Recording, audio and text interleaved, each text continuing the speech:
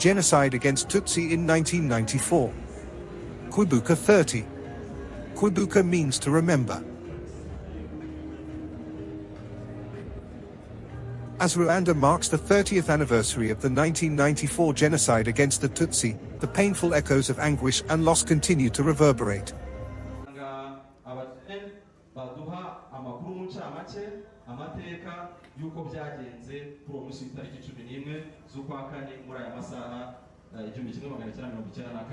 Survivors, burdened with the weight of unfathomable grief, remind the world of its collective failure. The international community's inaction not only allowed but facilitated the merciless slaughter of innocent lives. On April 11th each year, hearts heavy with sorrow converge at the Nanza Memorial Site, where over 11,000 souls rest, victims of unspeakable brutality. Among them are those tragically taken from École Technique official EATO Kikukiro, their lives cut short by the relentless cruelty of the Interahamwe militia. It was on the 11th of April, a day that UN troops, entrusted with protection, turned away, abandoning the Tutsi to their fate. In remembrance, the community undertakes a solemn walk from the road of solitude, EATO Kikukiro, to the sacred grounds of Nanza. Along this path, memories intertwine with grief, paying homage to those unjustly torn from this world.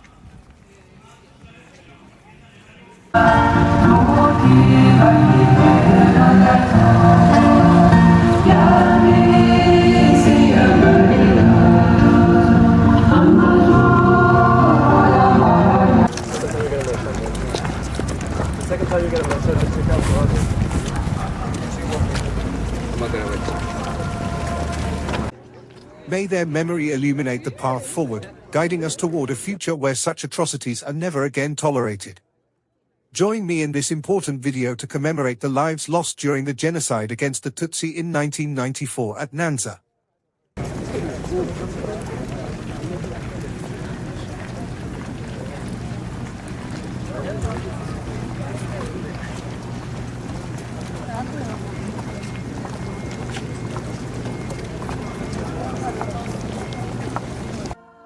Let's walk together, reflecting on the journey from EATO Kikukiro to Nanza, and pay tribute to the memory of our families. Thank you for allowing me to be a part of this meaningful moment.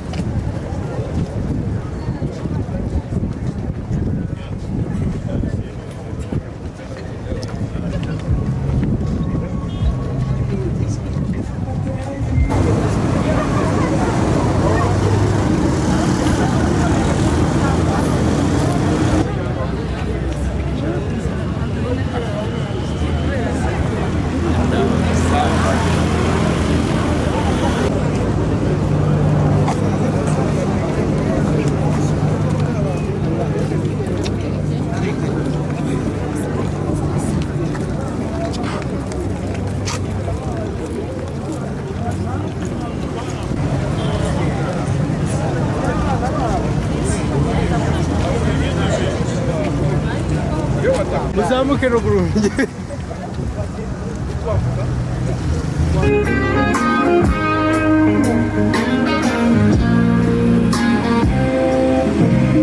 Abasabo twakundaga igihugu kitubera umuryango.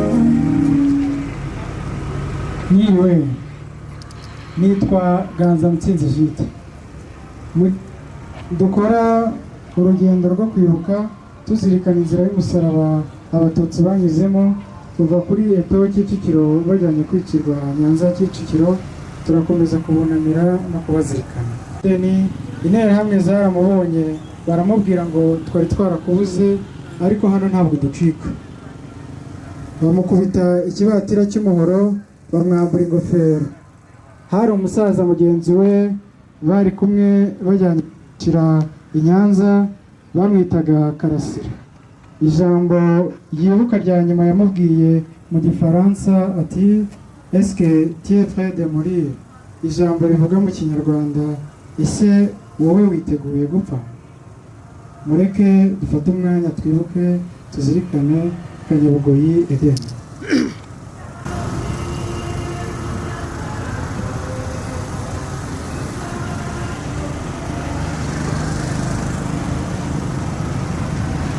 Dukomeze kwibuka twiyubaka.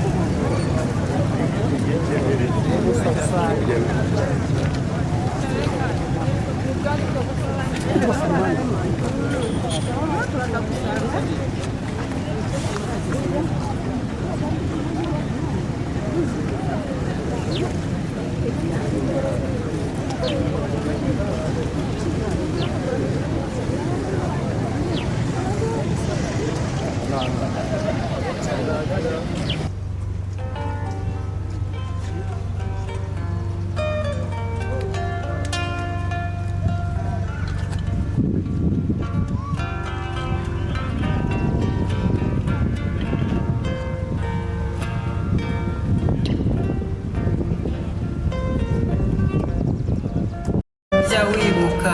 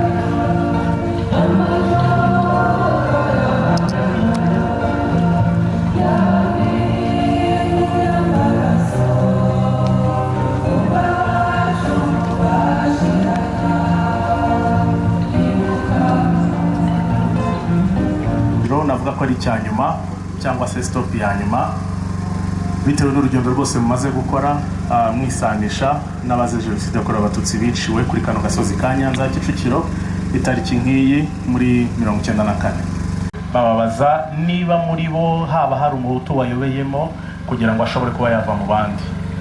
Hari umuntu umwe wagerageje kuzamura irangamuntu, kuzamura akaboko, bahita bamurasa. Baravuga ngo uku niko inyenzi ziyoberanya, ariko hari abantu bakeya bavanyemo batageze ku 10, barabareka baragenda. Abandi bose batangira kubanagamo amagrenade no kubanagamo amasasu, barabishe bageze ubwo navuga bamaze kubanagamo amagrenade baryamye hasi. None interahamwe zitangira kwinjiramo zirabatemagura bakoresheje ubuhiri, bakoresheje imihoro n'ibindi. Batangiye kubica rero kugeza ubwo bageze masaa 12 nimugoroba, basa n'abananiwe. Nibwo uwari konseye waha yabwiye interahamwe ati mwakoze mutahe mujye kuruhuka, ejo muzagaruke, ku buryo rwose mureba neza ko nta kasigaye mu mwuka mugahora hose. Guhora hose umuntu mu Kinyarwanda no kwica n'upfaga.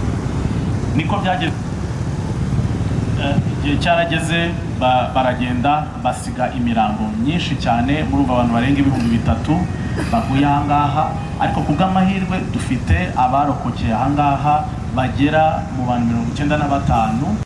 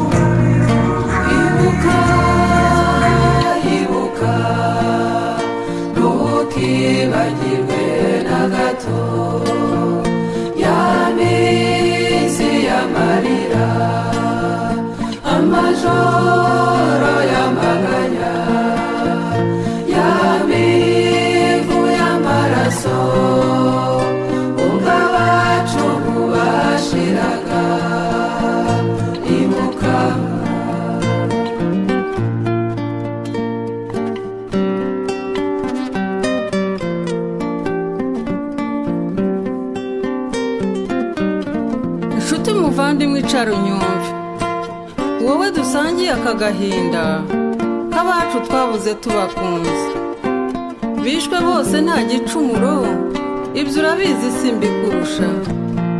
Ngaya amahiri ngiyi imihoro, tubura amahoro tubura gihoza, umuntu akibaza ibyabaye nta gisubizo azabibonera.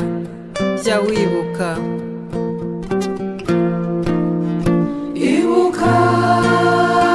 ibuka ntukibagirwe na gato ya minsi y'amarira, amajoro y'amaganya, ya mivu y'amaraso, ubwo abacu bashiraga.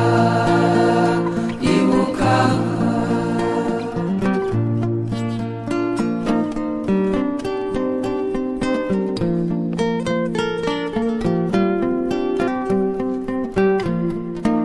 mfite ubwoba, mfite igihunga. Impamvu yabyo ndayikubwira, nuko ndeba benshi muri twe bameze nk'aho barangaye, maze bikazavamo kwibagirwa. Ko byaba ari ishyano se bagenzi, byaba ari igihemu ku bacu. Jya wibuka, ibuka.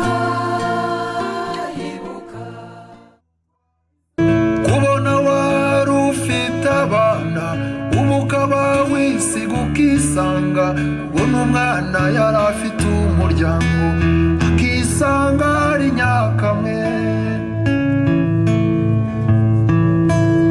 Iyo nimba ntayivugane, undi wese uzabigerageza, uzagerageza kubivuga, izaba ari ukugenekereza. Ndekundorere muvandimwe, kuvuga intimba imfura zajyanye, nubwo bwose tubigerageza, iba ari ukugenekereza. Ndekundorere muvandimwe, kuvuga ububabare bagize, ushoboye